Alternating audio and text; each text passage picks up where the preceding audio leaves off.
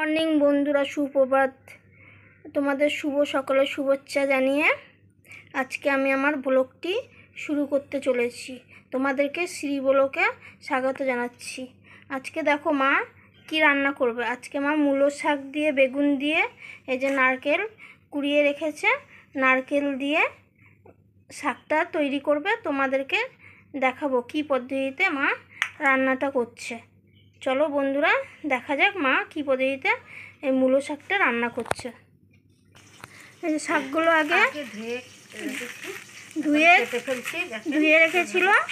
এগুলো সব আমাদের বাগানের শাক। মা মূলো শাক লাগিয়েছিল, মূলো গাছ, সেই থেকে শাক হয়েছে। বেগুনও আমাদের গাছের। এই যে কুচি কুচি করে কেটে নিচ্ছে শাকগুলোকে ভাজার জন্য। আর এই বেগুনটাও আমাদের গাছে হয়েছে, সেই গাছের বেগুন দিয়ে মূলো শাকটা রান্না করবে।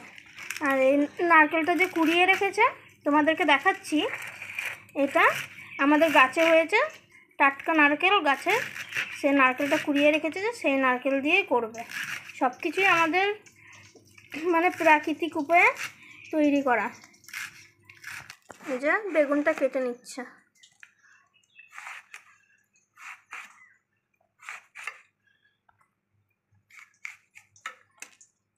ছোট ছোট কুচি কুচি করে বেগুনটা কেটে নিচ্ছে।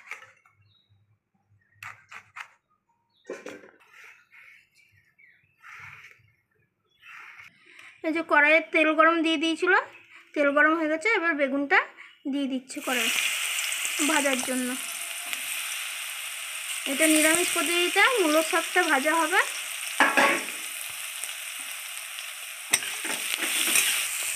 অল্প পরিমাণ সাদা তেল দিয়ে দিয়েছে। সাদা তেল দিয়েছে কারণ খেতে একটু টেস্ট হবে তার জন্য। আর খুবই সহজ সরল পদ্ধতিতে তো তাড়াতাড়ি রান্নাটা করা হবে, তার জন্যই তোমাদেরকে মূলো শাকটা সহজ সরল পদ্ধতিতে তাড়াতাড়ি করে দেখানো হচ্ছে।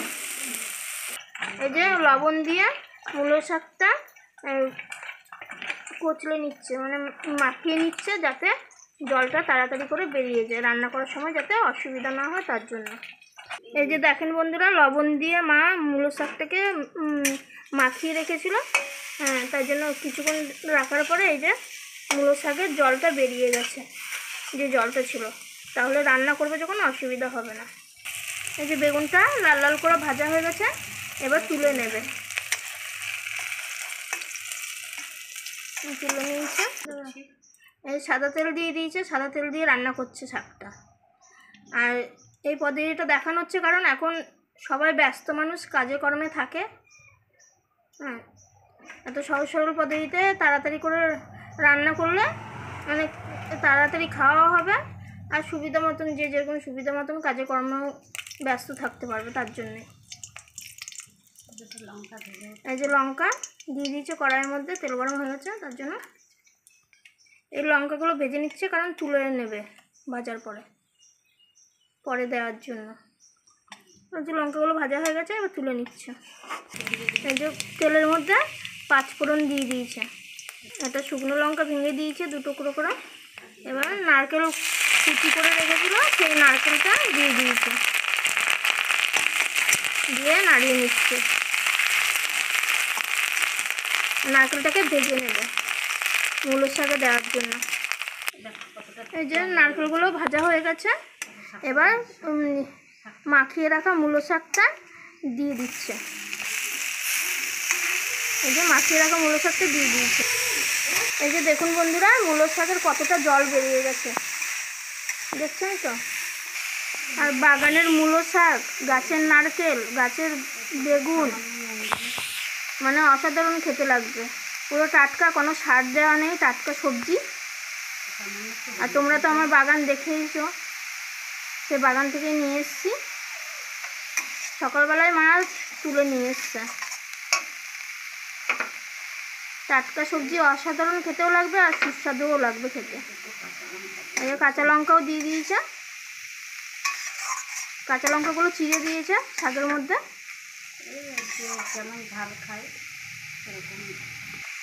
এবার শাকটাকে কিছুক্ষণ আঁচটাকে আস্তে করে দিয়ে ঢাকা দিয়ে দেবে। ঢাকা দিয়ে দিয়েছে। এই কিছুক্ষণ হওয়ার পরে তারপর তুলে দেবে। এই যে বন্ধুরা, শাকটা হয়ে এসছে, ঢাকাটা তুলে দিচ্ছে। এই যে শাকটা হয়ে গেছে, দেখতে কতটা সুন্দর লাগছে আর খেতেও অসাধারণ হবে। সবুজ সবুজ লাগছে দেখতে। ভাজা বেগুনটা ওই শাকের মধ্যে দিয়ে দিচ্ছে, নারকেল বেগুন দিয়ে করছে। এই যে শুকনো লঙ্কাটা এবার গুঁড়ি করে নেবে।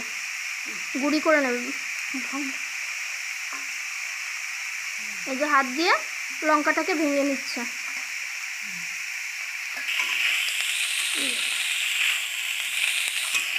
এই যে বন্ধুরা, শাকটা হয়ে গেছে, এবার শাকটাকে নামিয়ে দেবে। এই যে বন্ধুরা, মূলো শাকটা হয়ে গেছে, দেখতে খুবই সুন্দর লাগছে। আর তোমাদের যদি আমার এই মূলো শাকের রান্নাটা ভালো লেগে থাকে, হ্যাঁ, তাহলে তোমরা চ্যানেলটিকে লাইক শেয়ার কমেন্ট করতে যেন না ভুলো, আর চ্যানেলটিকে সাবস্ক্রাইব করে দেবে। আর তোমরা যে আমার ভিডিওগুলো এতক্ষণ সময় ধরে দেখছো, তার জন্য তোমাদের সকলকে অসংখ্য ধন্যবাদ জানিয়ে আমি আমার আজকের ব্লগটি এখানেই শেষ করছি। নমস্কার বন্ধুরা, ধন্যবাদ, থ্যাংক ইউ।